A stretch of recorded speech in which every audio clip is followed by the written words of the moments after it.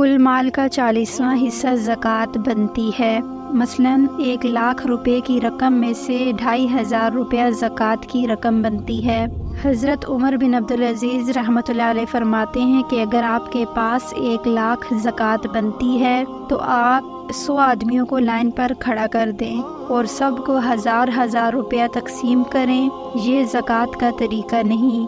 یا پھر آپ ان سب کو گھر میں 1,000 پہنچائیں، یہ بھی غلط ہے۔ نعم الامیر علی باب فقیر، مالدار غریب کے دروازے پر جائے، یہ نہیں کہ غریب مالدار کے دروازے پر جائے۔ زکوٰۃ کا اصل طریقہ یہ ہے جو کہ حضرت عمر بن عبدالعزیز رحمۃ اللہ علیہ نے فرمایا کہ اگر آپ کے پاس 1,00,000 زکوٰۃ بنتی ہے تو آپ کسی غریب آدمی کو دیکھیں جو جفاکش ہو، خوددار ہو اور زکوٰۃ اس کو لگتی ہو، تو آپ اس کے پاس جائیں اور اسے کہیں کہ یہ زکوٰۃ کے پیسے ہیں، اپنے کاروبار میں استعمال کرو۔ پورا 1,00,000 روپیہ اس کے ہاتھ میں دے دیں۔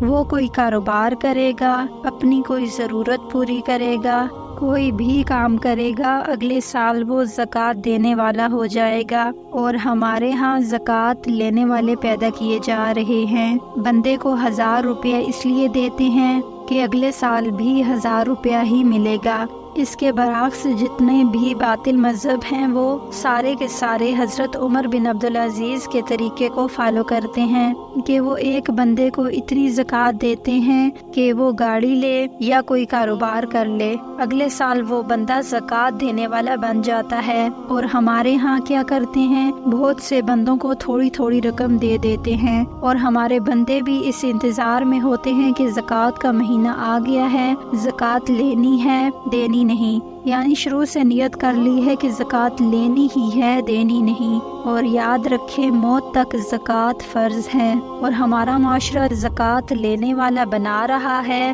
زکوٰۃ دینے والا نہیں بنا رہا۔ آپ ایک ہی بندے کو زکوٰۃ اتنی دیں کہ وہ کوئی کاروبار کرے، چاہے ریڑھی ہی لگا لے، انشاءاللہ اگلے سال وہ زکوٰۃ دینے والا بن جائے گا۔ یہ ہے زکوٰۃ کا اصل طریقہ، جو اگر ہمارے مسلمانوں کو سمجھ آ جائے تو پورے ملک کا قرضہ اتر جائے۔ اور یاد رکھیں زکوٰۃ بینکوں سے نہ کٹوائیں کیونکہ وہ غلط جگہ استعمال ہوتی ہے، زکوٰۃ اپنے ہاتھوں سے ادا کریں۔ آج کی اس ویڈیو میں اتنا ہی۔ اگر آپ کو ویڈیو پسند آئی ہے تو ویڈیو کو لائک اور چینل کو سبسکرائب کیجیے۔ حاضر ہوں گے ایک نئی ویڈیو کے ساتھ، تب تک اللہ نگہبان۔